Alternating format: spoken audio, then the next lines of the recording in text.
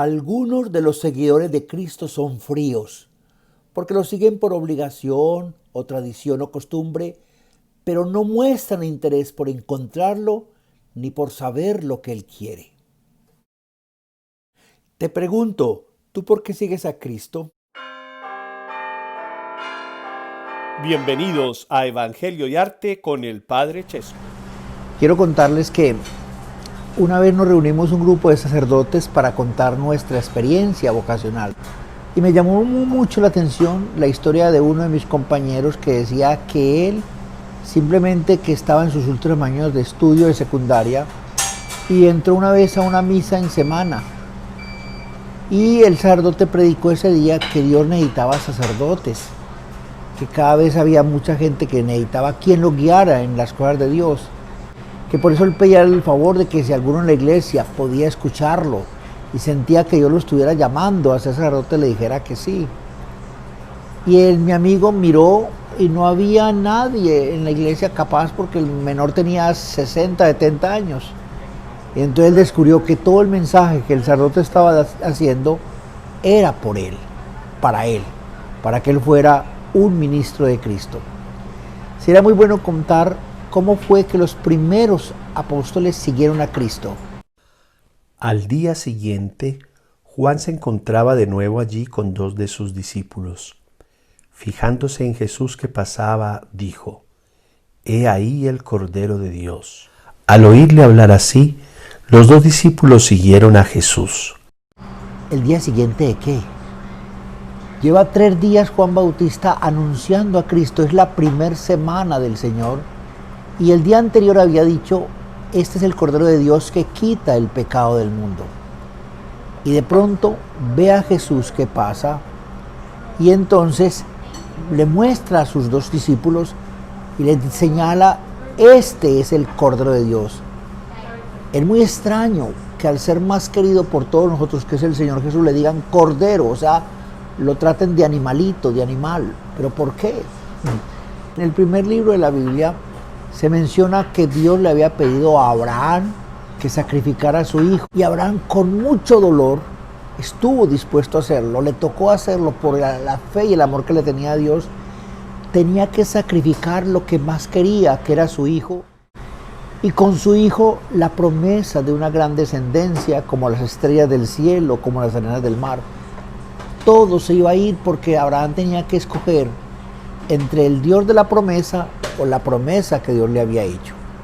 Y entonces prefiere el Dios de la promesa y está dispuesto a sacrificar a su hijo, pero era solamente una prueba, porque Dios, cuando se dio cuenta de la fe que tenía Abraham, lo detuvo y le dijo: tranquilo, no lo mates. Y más bien apareció un corderito que reemplazó al hijo amado de Abraham, a Isaac, y fue sacrificado en holocausto. Y luego, cuando los israelitas estaban en Egipto, el Señor les pide que sacrifiquen el cordero para que el ángel exterminador, viendo la sangre de ese cordero, pase por las puertas de las casas de ellos y queden libres los primogénitos. O sea, gracias a la sangre de ese corderito, los israelitas se escaparon de la muerte, los primogénitos de los israelitas. Y por eso cada año comenzaban a celebrar la Pascua sacrificando un corderito. Pero en especial, el profeta Isaías anuncia a un nuevo Mesías que vendrá como cordero llevado al matadero y como oveja ante el esquilador, que enmudecía y no abría la boca cuando estaba sentenciado a muerte. Eso se va a cumplir cuando Jesucristo venga y cargue con la cruz los pecados como cordero llevado al matadero y como la oveja ante el esquilador. Todo sacerdote, cuando después de la consagración y antes de la comunión, repite las palabras del Bautista: este es el Cordero de Dios que quita el pecado del mundo. Los 2 primeros discípulos de Cristo van a ser 2 discípulos que antes eran del Bautista. Jesús se volvió y al ver que le seguían les preguntó: ¿qué buscan? Ellos le respondieron: Rabí, que quiere decir maestro. ¿Dónde vives? Le respondió: vengan y lo verán. Fueron pues, vieron dónde vivía y se quedaron con él aquel día. Era más o menos la hora 10. Jesús se vuelve hacia ellos y atentos, que son las primeras palabras que dice Jesús en todo el Evangelio de San Juan. ¿Qué buscan? Ojo a la pregunta, no a quién buscan, sino ¿qué buscan?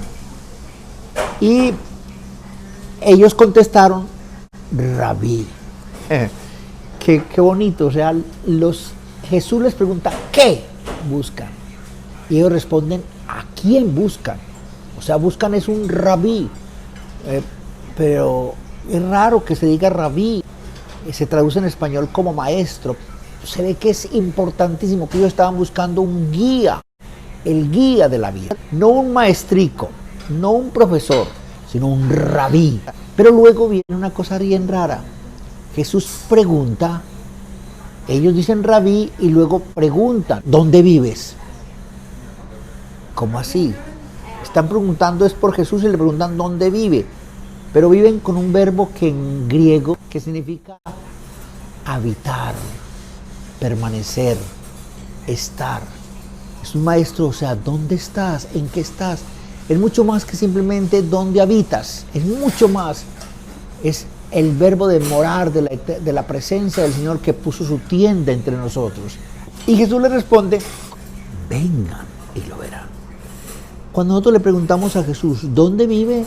En lugar de darnos respuesta, para saberlo tenemos que ir con Él, estar con Él. La vida cristiana no es saber de Jesús, sino estar con Jesús, habitar con Jesús, querer sentirlo a nuestro lado. Dice el Evangelio que eran como la hora 10, pero como estamos en el calendario de los judíos, la hora 10, la primera hora a las 6 de la mañana, si contamos las horas, y la hora 12 es las 6 de la tarde, entonces la hora 10 serían las 4 de la tarde. ¿Y qué importancia tiene eso? Tal vez eso está indicando de que uno de los dos discípulos es el que está contando la experiencia. Él no dice su nombre, aparece como un apóstol anónimo, pero es posible que aquí está diciendo que él es, que el discípulo amado es posible que sea uno de los dos. El otro sí vamos a ver quién es, pero de este nunca se dijo quién era. Y es que es claro, cuando uno tiene en la vida una experiencia maravillosa, única, uno recuerda los detalles, si fue parte de su vida. Por eso te pregunto, ¿cuándo encontraste a Jesús? Pero no que te contaron de Jesús. Andrés, el hermano de Simón Pedro, era uno de los dos que habían oído a Juan y habían seguido a Jesús. Andrés encuentra primero a su propio hermano, Simón, y le dijo, hemos encontrado al Mesías, que quiere decir Cristo, y le llevó donde Jesús. Fijando Jesús su mirada en él, le dijo, tú eres Simón, el hijo de Juan. Tú te llamarás Cefas, que quiere decir piedra. Dice el texto que uno de los dos hermanos era Andrés. Es el primer apóstol con nombre propio que se menciona en el Evangelio de San Juan. 3 veces aparece Andrés y 3 veces es para traerle personas a Cristo. Porque aquí, inmediatamente cuando él supo que Jesús era el Cordero de Dios, va donde su hermano, y todos conocemos quién es su hermano, Simón. En otra ocasión es Andrés el que trae el niño que está con los peces, que Jesús lo va a convertir en el pan que le va a dar a toda esa multitud de los 5,000 hombres. Este Andrés, como tenía nombre griego, ya al final de la vida de Cristo vienen unos griegos y dice, queremos ver a Jesús. Ya Andrés lo lleva donde Jesús. Pero ese día es el día en que Cristo dice, ha llegado la hora de que el Hijo del Hombre sea glorificado. Hoy desde esta cafetería, desde este lugar hemos querido dar este mensaje con sencillez, pero con un amor infinito por el ser que tanto nos quiere. Comparte este mensaje y permite que otros también se vayan enamorando de Cristo.